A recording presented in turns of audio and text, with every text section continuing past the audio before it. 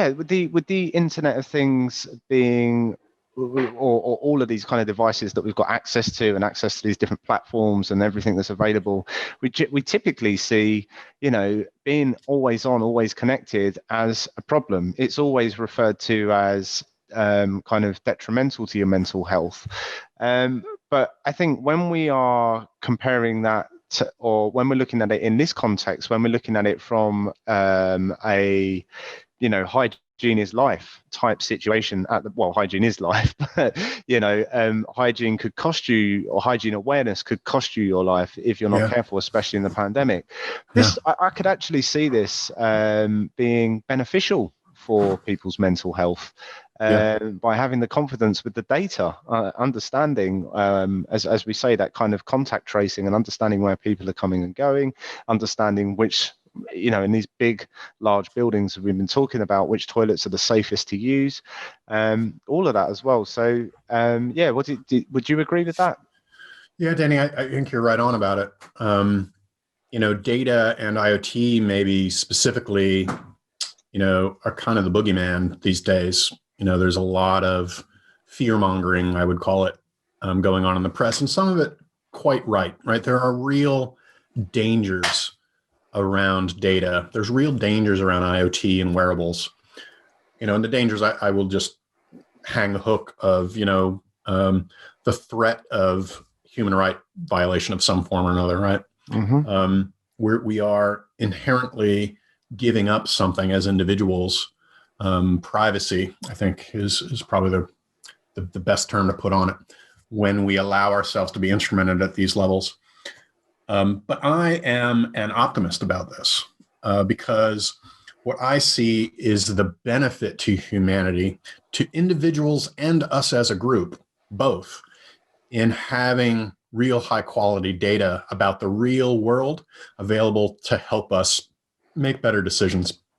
Because like I said, fundamentally, the world has gotten too big. It's gotten too complex for people to make good decisions just using their noodle, right?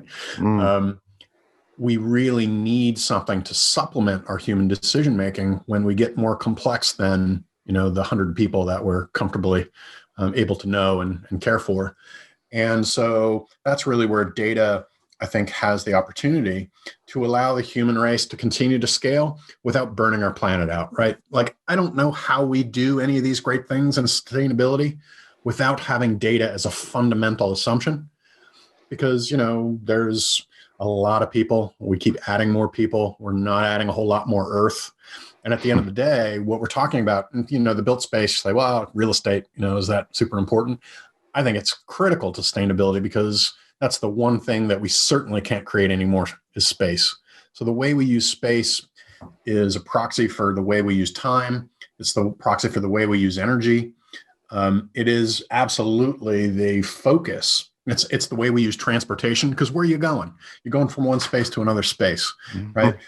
Mm-hmm. So in my mind, if we can get better data and generate better insights, we can make better decisions about resource allocation that balances the impact of the earth and the well-being of the people. And at the end of the day, how could you get better than that, right? And we need to do it because, we've got a couple hundred years of experience in the Industrial Revolution of seeing what happens when people try to use their head to make these decisions alone. And I honestly don't believe that people, business owners, factory managers want to pollute the environment. I don't think they want to take advantage of the people that work for them. I don't think they want to be abusive to consumers. I don't believe that there's many evil people in the world. What I do see is that the reality of managing complexity really quickly gets out of people's comfort zone, right? That it's easy to make bad decisions with reduced data. It's easy to make mistakes. And it's hard to get out of that traction. I see data and data-driven as being the way to supplement this so that we can all do better with what we've got in the world. So that's a pretty big mission, right?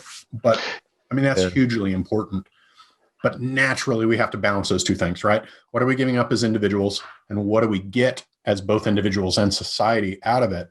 And I think that's the conversation we ought to be having, not about, oh, it can't be measured. Oh, we shouldn't have surveillance.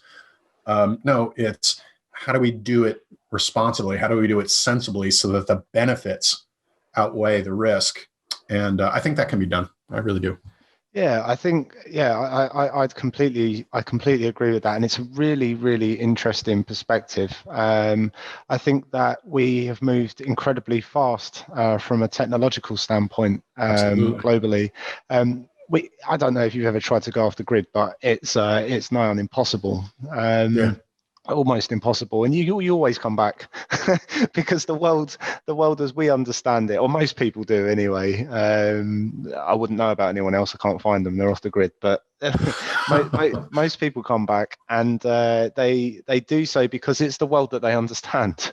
It's the world that we've created it. Our children are born into it. It is, whether we like it or not, it is the world that we understand. So adaptation is definitely key. It is definitely key, and I think that if you can use, we should totally use the data that's available to us. I think making ourselves more efficient, giving it, I see it as being beneficial based upon everything we've discussed today, as well as, if we can make better decisions, we can better utilize our time. We can better understand where are the best places to be productive at specific points in time. Absolutely. Is this the future for you, Tim? Is this the way you see things going? And I know you kind of previously mentioned it. I'd really like to get your take on it, because quite honestly, this is very contradictory to a lot of the discussions we have.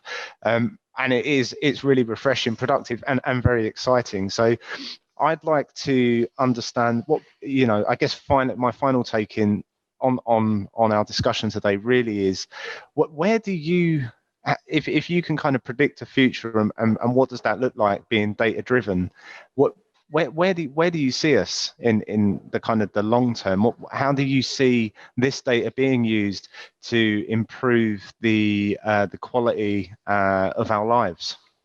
Yeah, well, it's a deep big question to go into, but I think I'm game for it. There are maybe two things I want to cover here for you. The first is that I think the world already has too many sensors. And that sounds counterintuitive, because one of the key things my business does is deploy more sensors. So let me come back to that. The second thing is, I think there's a lot of focus on how, I'll just say Big Brother, right? Whether that's corporations or government or, some large entity is trying to use data to impact the behavior of individuals. And that's creepy for a lot of reasons. So I think that's number two.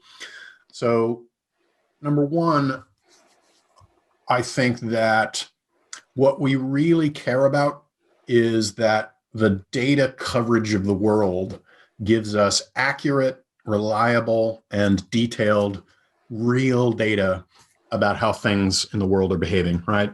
Not subjective, not human reported, not close enough, but, real high quality data. Today, we'll stick up, these special purpose sensors, air quality sensors, temperature, presence, feedback, all these things that we deploy today. But the reality is there's already sensors in almost every building you ever go into, right? You see these blinking things on a ceiling in a conference room. You go into a hospital, there's all kinds of things stuck to walls and ceilings, and it's not always clear what they all do, but they represent a really baby view of a data ecosystem, right? So we're coming from this stovepipe world. And frankly, I think it's stovepipe because these things are complicated, they're expensive, and then people are scared. But in reality, we don't need more things measuring. What we need is the ability to share the things we're already measuring more broadly, which I think implies more safely, more reliably, in my mind, and really key to our intellectual property, is with transparency and control from all of the parties in a data ecosystem, right? So the consumers and the contributors, right? So the individuals and the government and the company and all the people who want to consume this data. The analogy I provide to people, I think that makes sense, is, the world we live in right now, if people want to know where my dog is at any given time, they'll stick a little location sensor on a collar. But if I've got 5 entities that care about where my dog is. I care, my vet cares, my dog food company cares, my local council cares. If everybody's got to stick a sensor onto my dog, eventually the dog will tip over. It's not a very big dog. But it's this ridiculous extreme, right? Of it can't be one sensor, one data consumer. But I think that's the way the world thinks right now. Instead, what we want is one person to put that tag on and share it to all the 5, 10, 100 people, entities that care about the location of the dog, so that we don't have to stick up more sensors. Better yet, there's probably already enough video-enabled doorbells to be able to track my dog if it gets out of my yard and is wandering in the neighborhood. The chances are pretty good that video is picking him up, walking around, sniffing people's hedges, right? Yeah. If we could create an ecosystem where that data could be processed, could be shared, then I could probably take the sensor off the dog's neck in the first place. What does that do? It removes the amount of surveillance, actually, right? It creates a quieter space, fewer devices, fewer blinking lights, fewer eyes in the sky, less consumer waste, less battery waste, less radio frequency pollution, right? All the things that these sensors are creating. We don't need it all. What we need is a better data ecosystem. What do you got to do to balance that with now we're in the cybersecurity realm? What do you got to do to make that palatable? Obviously, you have to provide transparency and control so that people feel okay about that sharing, because that's what's blocking us right now. It's not the technology. It's not the number of sensors in the world. Yeah, there's still some places that need a camera or an audio or a temperature sensor, sure. But, for the most part, I think the world does have too many sensors already. We could reduce that if we could make the ecosystem more fluid with respect to data sharing. So I see the future as is we can get rid of some of this instrumentation, get rid of some of this surveillance, but we also then need to open up to having the data we're already collecting be more shareable. And that's why we're called microshare at the end of the day. What the hell does microshare have to do with buildings or IoT or anything else? It's really that idea, lubricating that marketplace. So that's one. You want to comment before I go to two? No, go right ahead. That sounds crazy. So I don't believe IoT is evil, but I also think we got too much, and adding more is not sustainable long term.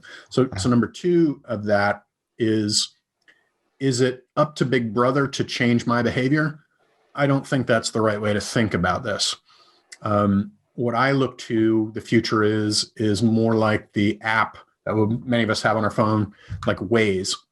Waze is the traffic app, help you find the best way to get from your house to your office or to the local chippy, I suppose.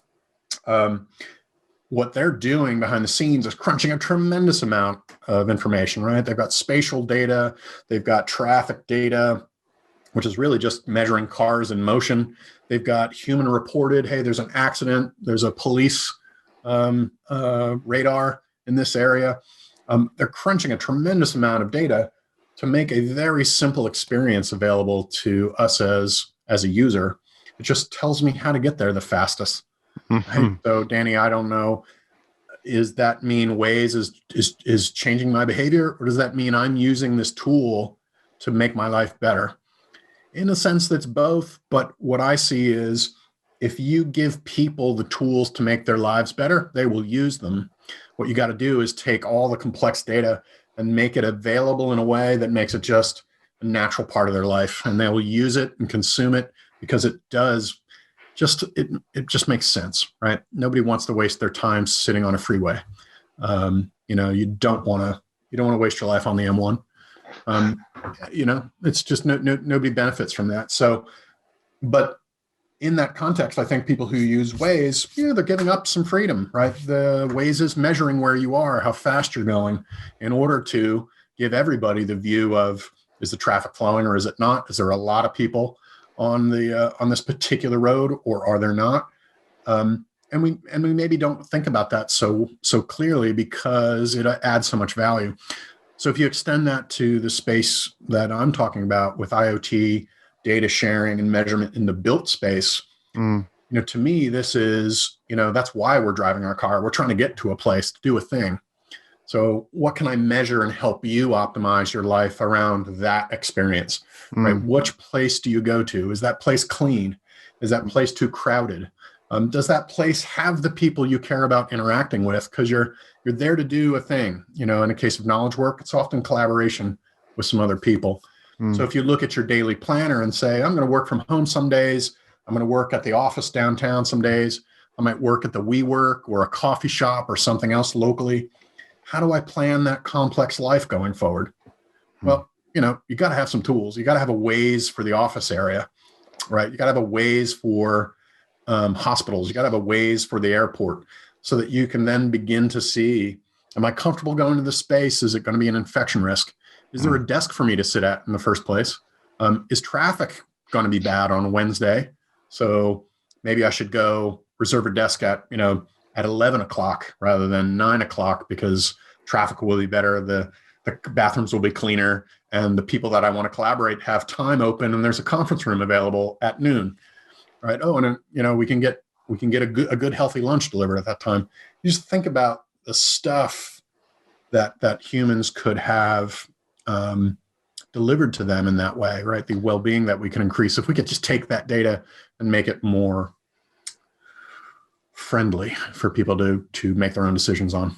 I mean, I love it. I love everything you just said, and it sounds like a perfect future. I think that the concern really is around trusting people to use that data responsibly, right? There is value there. There is value in existing tools that are available for different areas of life. It's what people do with that data to manipulate people's behavior, I think, is 100%. The problem. I think that's the bit that scares the majority of people. Well, it scares people like you and I because we understand what's going on. I think the problem is that the majority don't understand how they're being manipulated. I think that's because right, Danny. Yeah. People have access to their data, so much information about them, they don't really see the harm in it.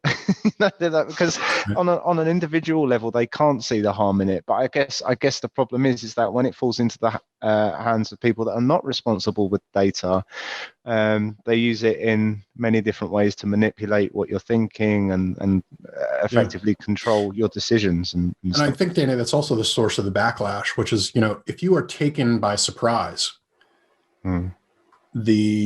even a minor negative gets amplified in your mind, right? It's like, oh, I didn't know there were snakes in my garden. Well, was that a dangerous snake you found? Maybe not, but it was a snake and you were surprised. You're going to be, I think, a little bit more anxious about the snake. If you knew there was a snake in your garden and one day you saw one, you might be, oh, geez, there's a snake, but you had the expectation that there might be one in the first place. So I think what you're describing there is, the educated have a watchful aspect to it, but I think we tend not to overreact to it. But then you see these spikes in the press when, people who are going about their daily lives, not worried about this sort of thing, frankly, because it's pretty abstract to them. When it becomes tangible, they tend to overreact. I think the real peril for us in the industry right now is that we allow the government to react to that populist overreaction in ways that make it much harder to use data to manage businesses, to manage public life, to manage individual life. I think that will have a negative impact. And the reason I think it will have a negative impact is that they will react to the wrong things. It's not the presence of the snake in the garden, right? It's the remediation of the poison that matters, right? Don't go killing all snakes. Maybe don't even kill the poisonous ones, but figure out how to neutralize the poison, right? So what does that mean in the analogy in my mind? Well, first of all, transparency is absolutely key in my mind, right? Because if you can see what's happening with your data, you'll be less afraid of it. You might not like everything you see that's going on, right? But it's the fear of the unknown that I think is the worst for those that build an awareness. And I think the press is doing a great job of making more and more people aware without having the sophistication to really parse how great a risk this actually is. So transparency, I think, is step number one. If you can see what's going on, there's a small subset of people who will then care enough to say, okay, well, actually, I want to change things. I don't want my data to be used for that, but I'll allow it to be used for this, right? No marketing, but research, okay. Don't use it to sell things to me, but help me determine if I'm about to have a heart attack. right? Help me get to my work faster. Make sure that the bathroom I'm about to use has been cleaned, right? So to me, it's transparency first. Secondarily, provide the controls that people want to use. Let's say, these are the common sense rules about how I want my data to be shared. And in an ecosystem, right, you could also call that a marketplace. There may be monetary implications as well. So do I feel differently about selling my data or renting my data than I do about just losing it or being taken from me, being stolen from me? I think that's the other human instinct is you're taking something of value from me. You're not allowing me to participate in the value creation from that. I think a better data sharing ecosystem would also allow that possibility of saying, if my data is high value, why shouldn't I get, a cent to have you deliver a better ad to me? Maybe that, I can see it happening. Yeah. I can control it, and I can benefit from it in a very tangible way. Yeah. Maybe I'll let it keep going. But I think ultimately every marketplace has some bad actors, but I really think they're not that many. I've worked for what I think the current generation would think of some pretty evil people, and working for financial institutions, I can tell you, my antenna has always been up for looking for malfeasance, and I've never found it. I found people trying to do good things for customers with imperfect data, maybe with poorly aligned incentives. So I think if we can give them better data, give them better incentives, and shine the light into that dark area, I think everybody will have less to fear. And I think that'll, I know this is American perspective perhaps rather than a European one, but I'd rather have less government regulation and more human regulation, more user regulation, right? Let people make decisions for themselves. Yeah, I think that's universal. I'd like to think anyway. Yeah, absolutely. So we're really saying making the people autonomous around their own data and responsible for their own data, and making decisions about their data.